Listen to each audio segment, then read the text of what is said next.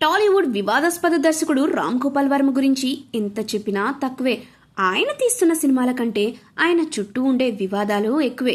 అలా నిత్యం ఏదో ఒక వార్తల్లో హైలైట్ గా నిలుస్తారు వర్మ. కేవలం సినిమాలపై మాత్రమే కాదు, రాజకీయాలపై కూడా జోక్యం చేసుకుంటూ తనకి నచ్చని వాళ్లపై ట్విట్టర్లో వార్ చేస్తాడు. తాజాగా వర్మకు బిగ్ షాక్ తగిలింది. ఓ కేసుకు సంబంధించి 3 నెలలు జైలు శిక్ష విధిస్తూ ముంబై కోర్టు సంచలన తీర్పునిచ్చింది.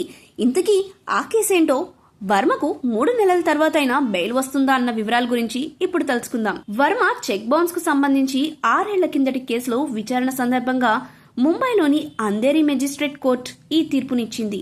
3 నెలల్లో ఫిర్యాదుదారుడికి 3,72,219 రూపాయలు పరిహారం చెల్లించాలని వర్మను కోర్టు ఆదేశించింది.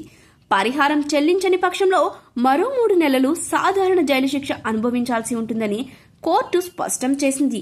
అయితే వర్మ కోర్టు తీర్పును ధిక్కరించారు.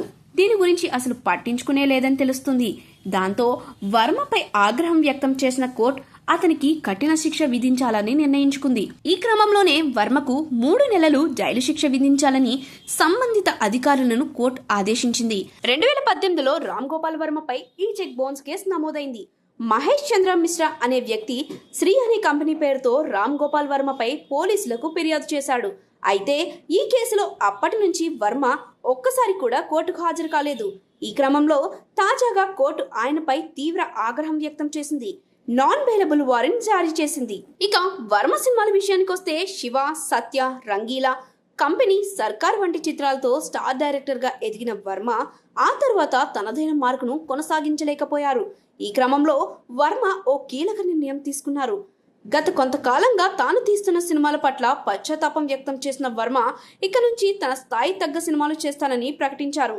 అందులో భాగంగానే సిండికేట్ అనే ఓ సినిమాను చేయబోతున్నట్లుగా వర్మ ప్రకటించారు. త్వరలోనే మూవీని సెట్స్ మీదకు తీసుకెళ్లాలని అనుకున్నారు. అంతలోనే ఇలా జరిగింది. వర్మ అభిమానులు మాత్రం దీన్ని జీర్ణించుకోలేకపోతున్నారు. మరి వర్మ 3 నెలల తర్వాత అయినా సినిమాలు చేస్తాడా, లేక సినిమాలకు కంప్లీట్ గా దూరం అవుతాడా అన్నది వేచి చూడాలి.